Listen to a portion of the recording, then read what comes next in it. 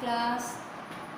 जैसा कि हम क्या पढ़ रहे हैं, हमारे राष्ट्रीय लक्ष्य, अर्थशास्त्र का चैप्टर हमारे राष्ट्रीय लक्ष्य। तो हमारे राष्ट्रीय लक्ष्य में जैसा कि हमने कल पढ़ा वयस्क मताधिकार है ना, वयस्क मताधिकार और मतदान क्यों आवश्यक है, मतदान क्यों करना चाहिए, है ना। तो आज हम उसी के आगे का पढ़ेंगे, क्या मानव अधिकार। ठीक है, मानव को क्या अधिकार प्राप्त है, ठीक, इसके बारे में आज हम पढ़ लेंगे कि मानव क्या। तो मध्य प्रदेश में जो है, मध्य प्रदेश में मानव अधिकार आयोग का गठन कब किया गया, सन 1995 सितंबर 1995 में किया गया। अब हम पढ़ते हैं कि मानव अधिकार है क्या। तो मानव अधिकार अर्थात मानव को प्रकृति से प्राप्त वे सभी अधिकार, मानव को प्रकृति से प्राप्त वे अधिकार जिसका समुचित प्रयोग कर मनुष्य क्या करता है, अपना सर्वांगीण विकास करता है और विकास की दिशा में आगे बढ़ता है। इन्हीं अधिकार को समझने के लिए हमने इसको कितने भागों में बांट दिया है, 4 भागों में हमने इनको बांट दिया है। कौन कौन से, पहला वे अधिकार जो प्रत्येक मानव के लिए क्या होते हैं, उनके जन्मजात होते हैं, मतलब शुरू से जब वो जन्म लेते हैं तभी से उनको ये अधिकार जो है वो प्राप्त होते हैं। अब ये उनके जीवन का क्या अभिन्न अंग बन जाते हैं। अब वे अधिकार जो मानव जीवन और उनके विकास के लिए मुख्य क्या होते हैं, आधार होते हैं उनके जीवन का। अब तीसरा वे अधिकार जिनको पाने के लिए सामाजिक दशाओं अथवा परिस्थितियों का होना आवश्यक होता है। वे अधिकार जिसके पाने के लिए उनको वो सामाजिक परिस्थिति होना उस समय आवश्यक होता है, दशा ऐसी।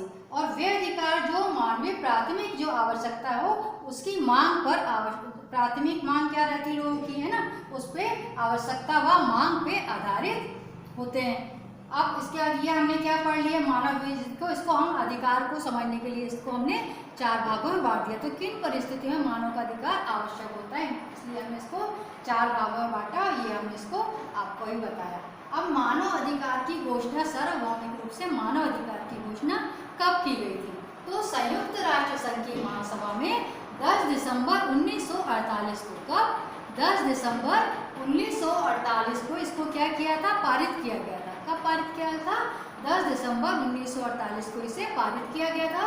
और इसीलिए प्रतिवर्ष इसकी घोषणा कब की जाती है, 10 दिसंबर को अंतर्राष्ट्रीय मानव अधिकार दिवस के रूप में की जाती है। तो यदि अब आपसे कोई पूछेगा अंतर्राष्ट्रीय मानव अधिकार दिवस कब मनाया जाता है, तो आप क्या बोलेंगे, अंतर्राष्ट्रीय मानव अधिकार दिवस कब मनाया जाता है, 10 दिसंबर 1948 को मनाया जाता है। अब इसके बाद क्या है कि इसको घोषणा पत्र में यह भी कहा गया है कि जो सभी व्यक्ति जो होते हैं ना वो जन्मजात क्या होंगे, स्वतंत्र है। कोई भी व्यक्ति है जो भारत में निवास करता है, जन्मजात क्या रहता है, वो स्वतंत्र होता है और अपनी गरिमा और अधिकार के मामले में वो क्या होता है, बराबर, चाहे वो गरीब हो या अमीर हो, हर व्यक्ति क्या है वो अपने गरिमा उसके मामले में क्या होगा, बराबर होगा।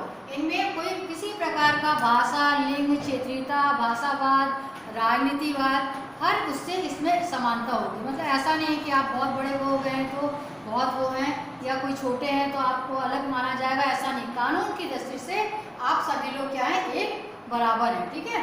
अब मानव अधिकार व उनका संरक्षण, तो जो अधिकार उनको दिए गए उसका संरक्षण कैसे किया जाएगा, तो मानव अधिकार के प्रति जागरूकता जगाने के लिए कि कैसे, मतलब मानव को कैसे प्राप्त हो कि उनके कौन कौन से अधिकार हैं, उनमें जागरूकता जगाने के लिए निम्नलिखित ये बातें की, मतलब ऐसे टाइप से जागरूकता जगाने के लिए ये प्रयास किए जाते हैं ताकि मानव अपने अधिकार के प्रति जागरूक हो। इसके लिए कौन कौन से अधिकार है, पहला जो रैली निकाली जाती है, आपने देखा होगा कि रैली निकाल के लोगों को जागरूक किया जाता है ना, रैली निकालना। मानव श्रृंखला बनाना, मतलब मानव एक दूसरे का हाथ पकड़ के जो श्रृंखला बनाते हैं उसको कहते हैं मानव श्रृंखला बनाना, है ना। अब दूरदर्शन, रेडियो, वीडियो और फिल्म के माध्यम से क्या करना है, उनको जागरूक करना, ठीक। अब तीसरा क्या है, समाचार पत्र, पोस्टर, नारे आदि के द्वारा भी क्या होता है, उसके द्वारा प्रचार प्रसार किया जाता है। तो एक बार हम फिर से देख लेते हैं इसको। मानव अधिकार आयोग का गठन मध्य प्रदेश में कब हुआ था, सितंबर 1995 में हुआ था। तो इसको आप अंडरलाइन करके लिख लीजिएगा। मध्य प्रदेश में मानव अधिकार आयोग का गठन सितंबर 1995 में किया गया था, ठीक है। अब मानव अधिकार क्या होता है, मानव अधिकार अर्थात मानव को प्रकृति से प्राप्त सभी वे अधिकार जिसका वो समुचित प्रयोग करके अपना सर्वांगीण विकास की दिशा में वो क्या करता है, आगे बढ़ सकता है। इन्हीं अधिकार को समझने के लिए इन्हें कितने भागों में बांटते हैं, इसको 4 भागों में बांटते हैं। एक बार ये 4 भाग पढ़ लेते हैं कि उनको कैसे उनको इससे संरक्षण प्राप्त होता है। वे अधिकार जो प्रत्येक मानव के लिए क्या होते हैं, जन्मजात होते हैं तथा उनके जीवन का क्या होता है, ये अभिन्न अंग बन जाते हैं। दूसरा, वे अधिकार जो मानव जीवन और उनके विकास के लिए क्या होते हैं, मुख्य आधार होते हैं। तीसरा, वे अधिकार जिनको पाने के लिए सामाजिक दशा अथवा परिस्थिति का होना आवश्यक होता है। और वे अधिकार जो मानव की प्राथमिक आवश्यकता जो होती है मनुष्य की, उसकी आवश्यकता की मांग पे आधारित होते हैं। तो ये क्या है, उन्हें इन अधिकारों को समझने के लिए हमने इसको 4 भागों में विभाजित कर दिया गया है। और सार्वभौमिक रूप से इसकी घोषणा कब हो गई थी, संयुक्त राष्ट्र संघ की महासभा में 10 दिसंबर 1948 को इसकी घोषणा हुई।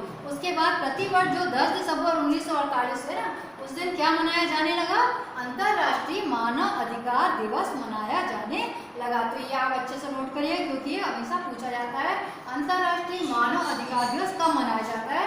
तो कब मनाया जाता है, 10 दिसंबर को इसकी घोषणा चूंकि 10 दिसंबर 1948 को हुई थी, इसलिए ये अंतर्राष्ट्रीय मानव अधिकार दिवस 10 दिसंबर के दिन मनाया जाता है।